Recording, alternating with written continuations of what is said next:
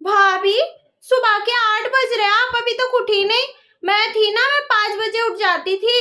मेरे जाने के बाद तो आपने घर को बिल्कुल बदल ही दिया। जब तक मेरी शादी नहीं हुई थी ना, घर में सब लोग 5 बजे उठ जाते थे, सबको चाय मिल जाती थी 5 साढ़े 5 बजे तक।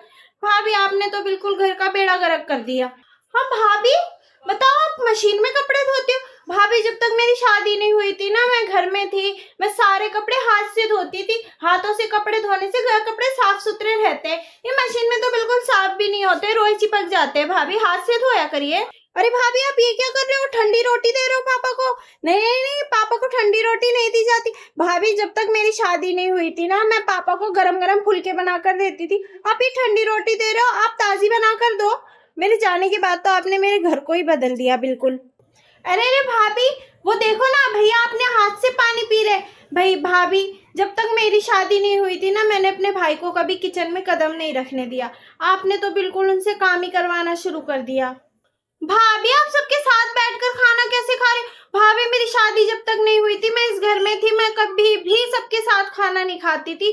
जब भैया, पापा और चाचा जी सब लोग खा लेते थे, उसके बाद ही खाती थी। बताओ भाभी, आपको इतनी भी तमीज नहीं है? पापा, आपको अभी तक आपकी दवाई भी नहीं मिली। बताओ पापा, जब तक मैं इस घर में थी ना, मैंने आपको हमेशा टाइम पर दवा दी है। अब ये भाभी जब से आई है, इन्होंने तो आपका ध्यान ही रखना खत्म कर दिया। ओ ननन जी, मैं क्या कह रही थी, अपनी सास को जरा कॉल लगा कर दे देना। क्यों? मैंने कहा जरा पूछ लो आपकी सास से भी, यहाँ छोड़ दे आपको हमेशा के लिए। क्या है ना कि मैं आपके पापा का और आपकी मम्मी का ढंग से ध्यान नहीं रख पा रही हूँ, आपके भैया से भी काम करवा लेती हूँ। आप यहाँ आके रह लो, अपना घर संभाल लो, अपने मम्मी पापा को संभाल लो, मुझसे तो संभाले नहीं जा रही है।